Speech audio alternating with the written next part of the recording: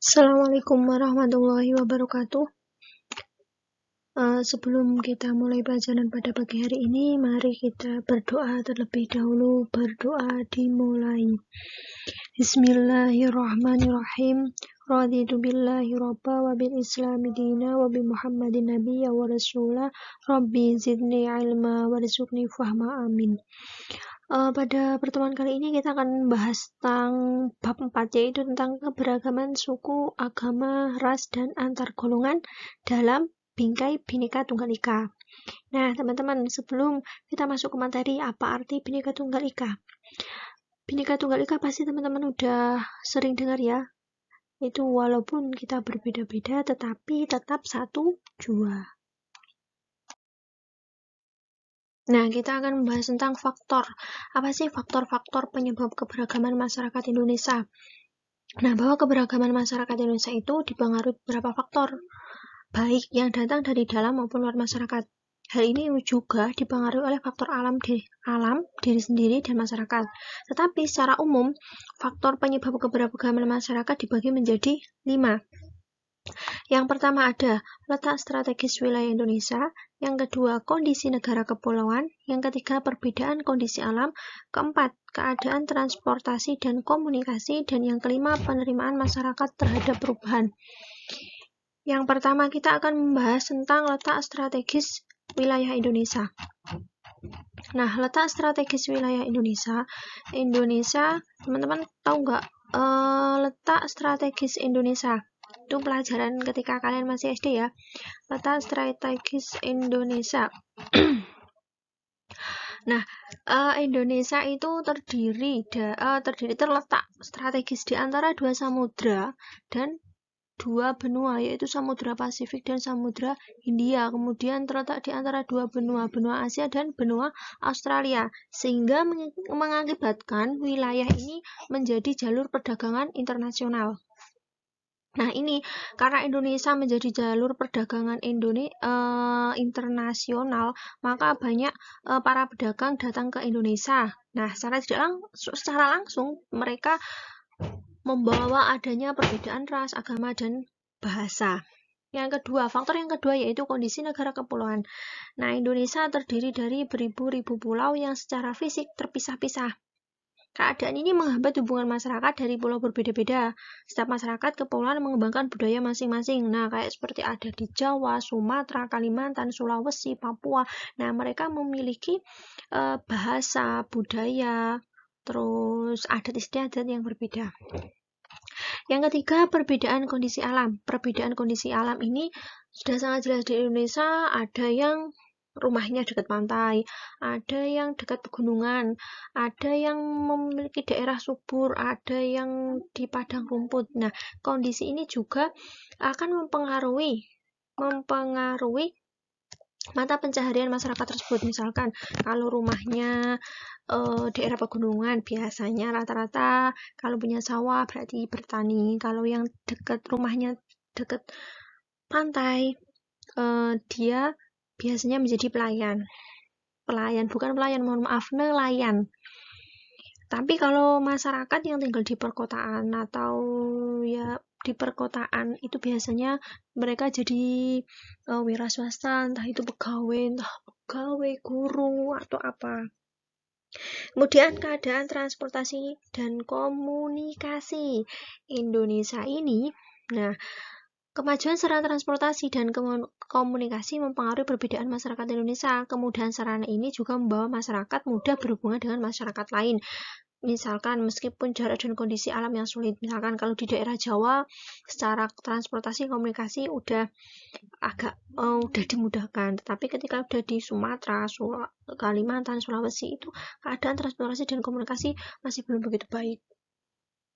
Yang terakhir yaitu penerimaan masyarakat terhadap perubahan. Nah, ini sikap masyarakat terhadap sesuatu yang baru, baik yang datang dari dalam maupun luar masyarakat, membawa pengaruh terhadap perbedaan masyarakat Indonesia.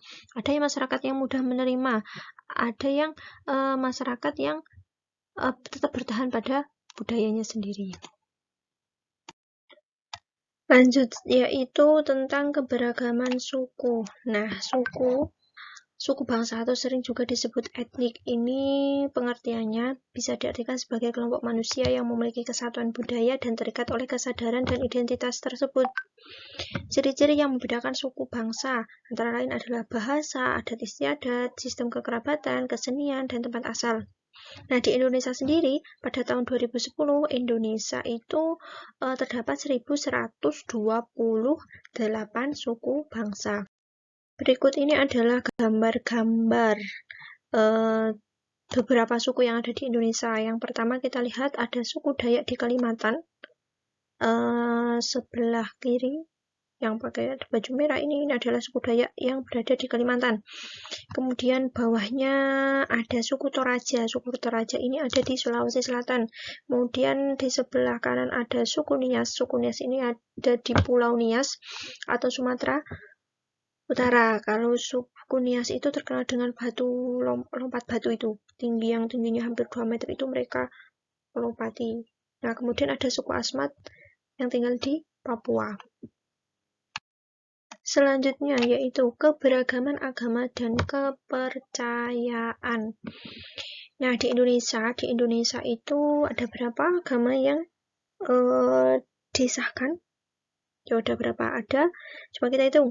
Ada Islam, Hindu, Buddha, Kristen dan Katolik. Kemudian ada Konghucu. Nah, ajaran agama Hindu dan Buddha dibawa oleh bangsa India. Kemudian kalau ajaran agama Islam dibawa oleh pedagang Gujarat dan Parsia. Kemudian kalau Kristen dan Katolik dibawa oleh bangsa Eropa. Kemudian kalau Konghucu itu dibawa oleh orang Cina. Nah, berbagai ajaran agama diterima oleh bangsa Indonesia karena masyarakat sudah mengenal kepercayaan seperti animisme dan dinamisme. Tetapi di Indonesia sendiri itu, teman-teman, ini tambahan pengetahuan di Indonesia. Kenapa ini ada seperti animisme dan dinamisme? Kepercayaan orang Jawa, atau kalau kalian udah tahu bahwa di KTP di Indonesia boleh agamanya diisi dengan agama kepercayaan. Jadi mereka percaya dengan adanya roh nenek moyang. Nah, itu di Indonesia sekarang udah diperbolehkan. Kalau di daerah Jogja itu kemarin sempat rame, yaitu di daerah Kulon Progo.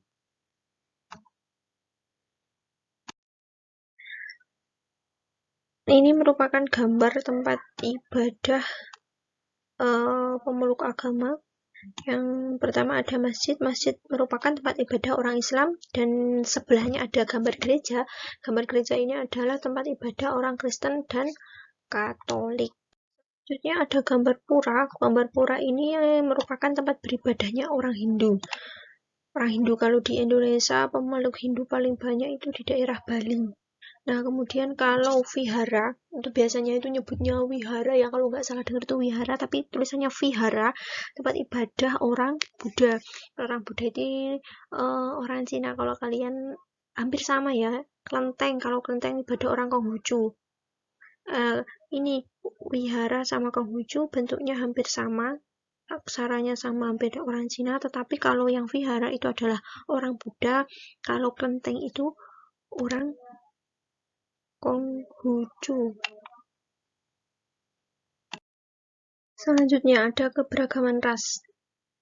Pada dasarnya manusia disebutkan dalam kelompok ras yang berbeda-beda yang merupakan hak mutlak Tuhan Yang Maha Esa. Ras ini berasal dari bahasa Inggris yang race.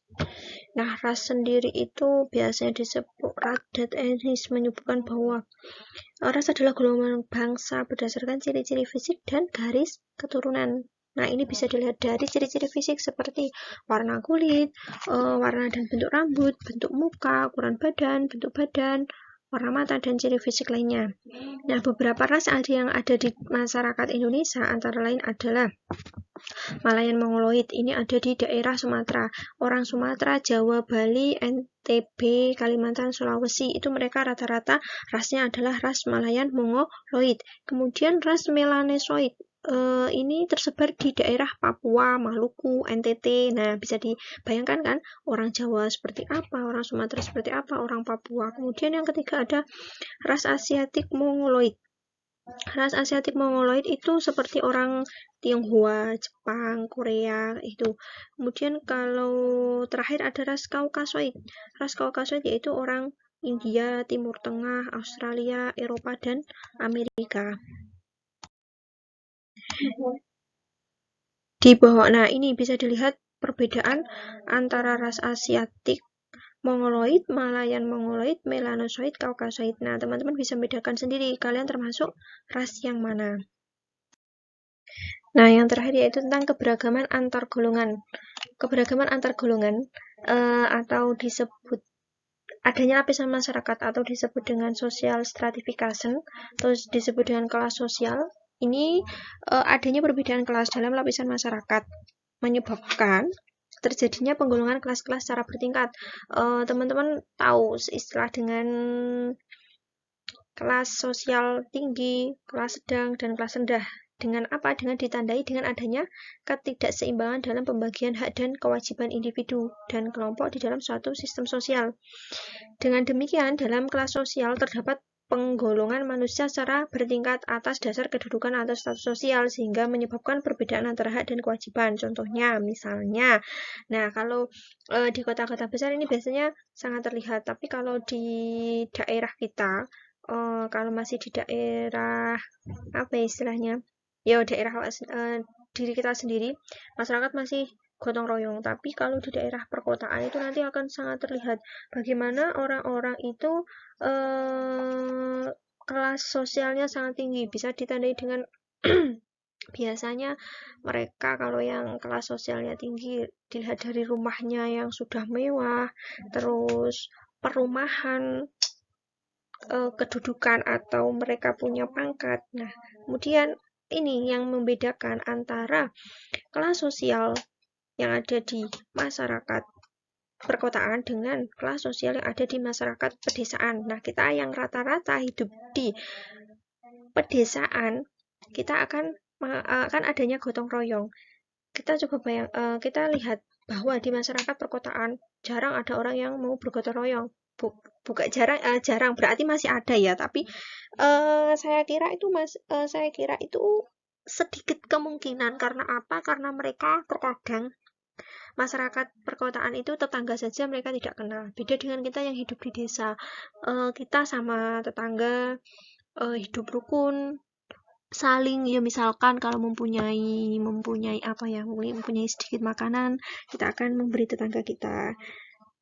Kita tahu tetangga kita siapa kayak gitu. Tetapi kalau di masyarakat perkotaan, mereka aja kadang nggak tahu tetangganya sebelah rumahnya itu nggak tahu karena tertutup dengan pagar yang sangat tinggi. Nah, tetapi dengan adanya keberagaman antar golongan ini tidak boleh menyebabkan terjadinya perselisihan dan perpecahan masyarakat. Seharusnya dengan adanya keberagaman antar golongan ini itu harus menjadi pendorong terwujudnya persatuan dan kesatuan bangsa dan mendorong tumbuhnya kesadaran setiap warga negara akan pentingnya pergaulan demi memperkokoh persatuan dan kesatuan bangsa. Misalnya, kelas golongan atas harus membantu kelas golongan rendah. Apalagi dengan di masa pandemi ini, banyak orang yang istilahnya mempunyai rezeki lebih atau orang kaya harus menolong yang kekurangan, mengalami kesusahan. Tetapi orang yang golongan kelas rendah, kalau mereka kecukupan boleh dong bantu orang yang lebih yang kesusahan. Nah, ini demi apa? Demi kepentingan nasional. Nah, tugasnya yang pertama silahkan rangkuman tersebut ini ditulis di buku tulis agar kalian punya catatan. Tapi gambarnya nggak ditulis nggak apa-apa. Misalkan gambarnya cukup ditulis suku Dayak dari Kalimantan, ya nggak usah digambar. Misalkan masih tempat ibadahnya orang Muslim kayak gitu. Kemudian yang tugas yang kedua silahkan carilah 15 jenis suku yang ada di Indonesia beserta daerahnya, beserta daerah asal. Misalkan tadi suku Dayak tinggal di Kalimantan kayak gitu, misalkan Sunda Jawa Barat kayak gitu ya. Kemudian tugasnya dikirim lewat Google Classroom. Jangan lupa dituliskan nama dan kelas kalian. Jika ada pertanyaan, boleh WA saya. Jika emang Google Classroom-nya terkendala, silahkan WA saya. Dari saya kurang lebihnya mohon maaf. Selamat mengerjakan. Wassalamualaikum warahmatullahi wabarakatuh.